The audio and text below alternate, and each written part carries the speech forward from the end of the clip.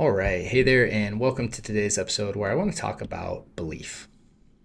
And the reason I want to talk about belief is because it the longer I have worked with people in working towards transformation in their life, whether it's from OCD, anxiety, panic attacks, or really any other transformation you can imagine, whether it's about relationships or financial, business, whatever, right? The central thing that really matters is one's beliefs.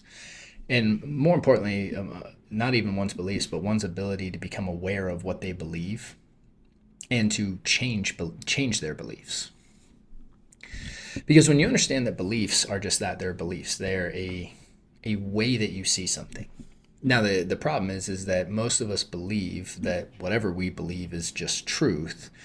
And so we see the world a certain way and we get angry and defensive when someone doesn't see the world the way we see it, and we try to make them adopt our beliefs because we just are like, well, what I believe is true and what you believe is false, and that's just how it is because I believe what's true, right? And we have this immense pride that comes in saying that, well, because I see this the way I see it and because I believe what I believe, it has to be true because I could never be wrong, right? Like there's just no way. And that pride causes us to double down our beliefs and then defend against anything other than that.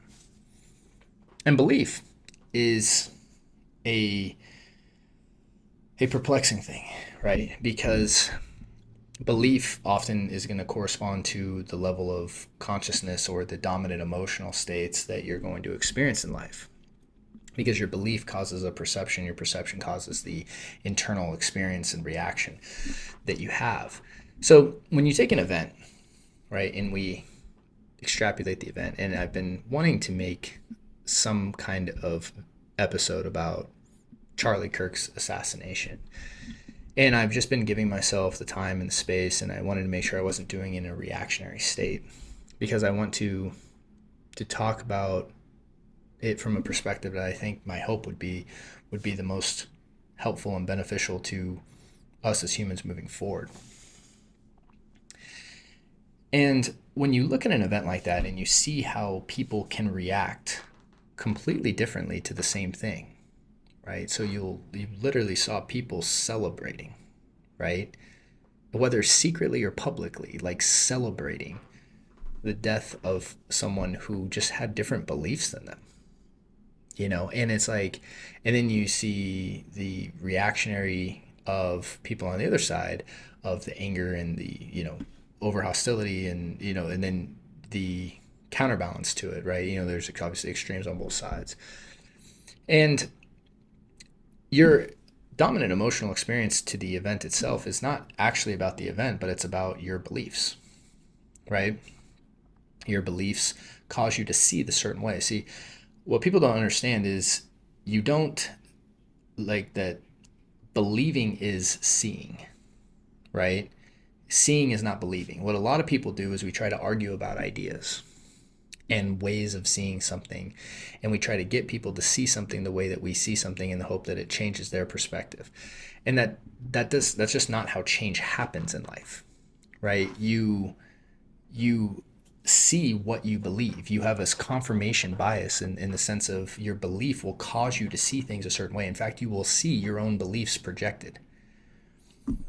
And when you take that and you understand that explains, it's one of the central explanations as to why people will see an event like what happened a few weeks ago so dramatically differently, why people see each other as villains and enemies. It comes back down to just one's corresponding beliefs and, more importantly, the pride to think that there's only one way to see something and it's the way I see it. And that causes a closeness to any kind of transformation, right? When we have the pride, the energy field of pride to come in and say that I'm right because I think this, and that's the reason that you're right. It creates a stalemate where there is no change and transformation that's going to happen. In fact, you can never change outside of the confines of your current beliefs. So if you're dealing with something in life, whatever it is, right? We're not going to talk necessarily about societal transformation, because at the end of the day, the only way that happens is if every individual decides to change.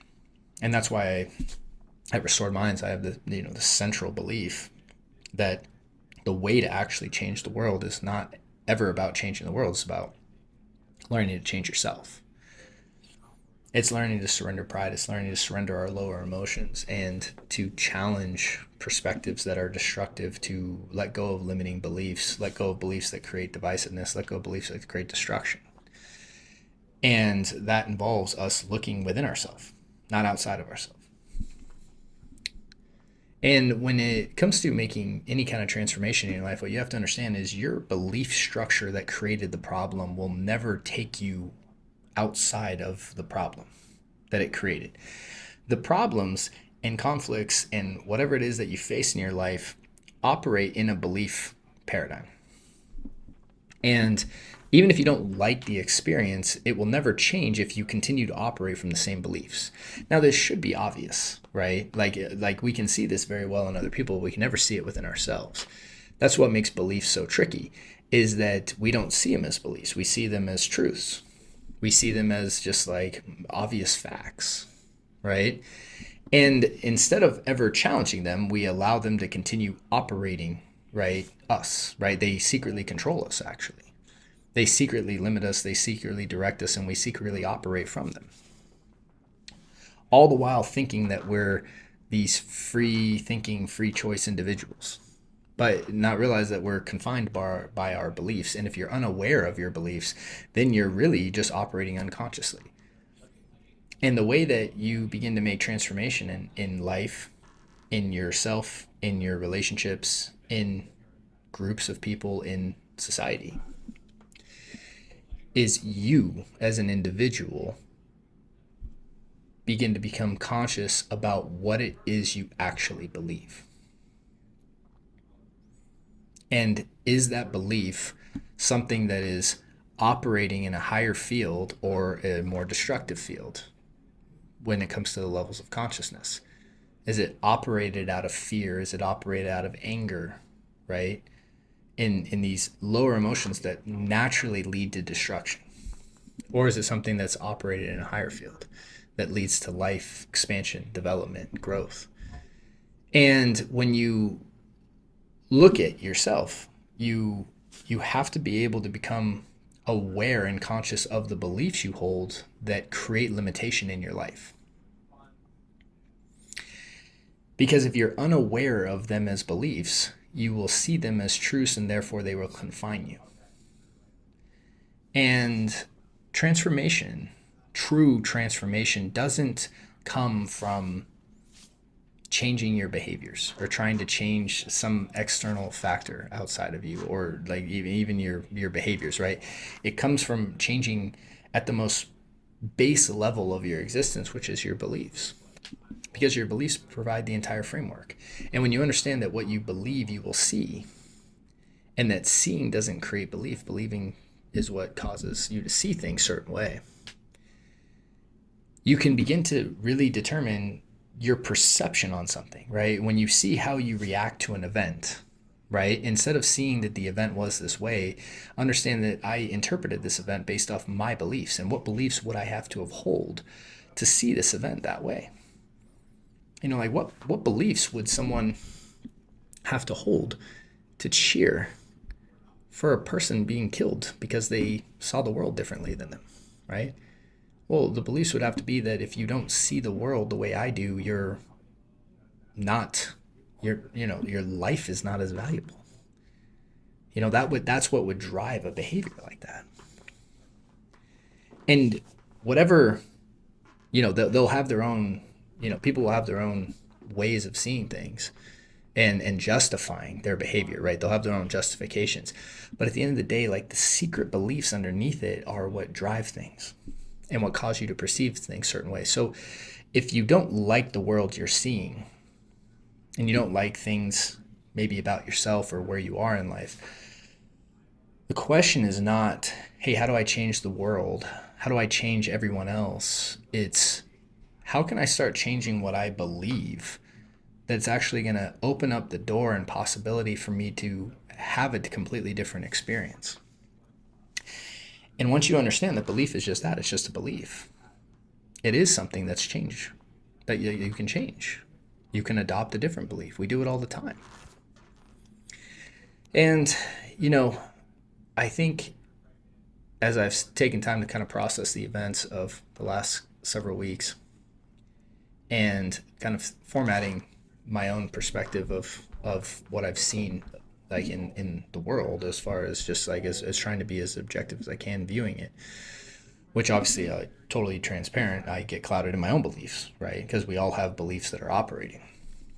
But one of the things that I know is that, and what I've done from working on myself and working with, countless people over the years, is that one of the most central ways that you can begin to change as an individual is by becoming conscious of your own beliefs. And when you become conscious of your own beliefs and you start to see them as beliefs, then it gives you the freedom, the ability to begin to change and challenge and evolve them.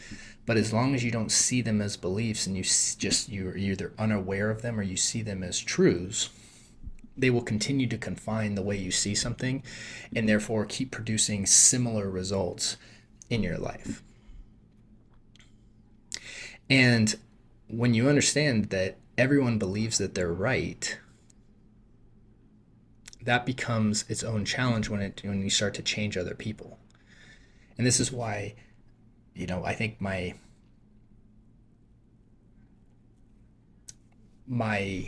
suggestion, charge, call, whatever you will, is for you as an individual, if you really want to help the world change in a positive way, then you as an individual need to look at your own beliefs and be able to become conscious enough of them to assess whether they're leading towards positive, loving creation or destruction.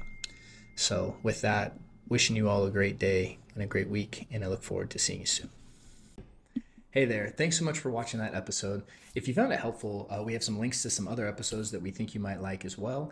And if you're looking for help on your journey to recovery from fear, stress, and anxiety, either check out the links in the notes or head over to restoredminds.com. Thank you, and talk to you soon.